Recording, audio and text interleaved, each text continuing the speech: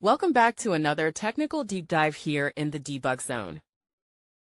Today, we're tackling a big question and breaking it down with insights from other users. Hopefully, this clears up some misconceptions and helps you get the answer you need. So, buckle up, stay a little curious, and let's jump right in.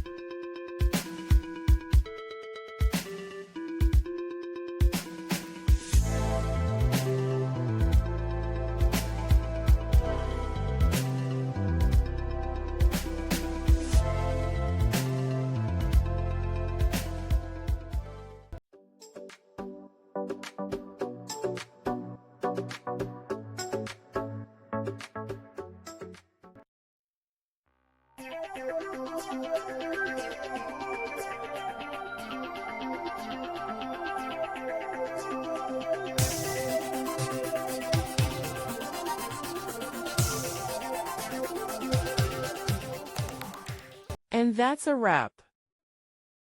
I hope you found the answer you were looking for. If you did, take a second to hit that subscribe button. It really helps out. And let me know in the comments which solution worked best for you. See you next time in the debug zone.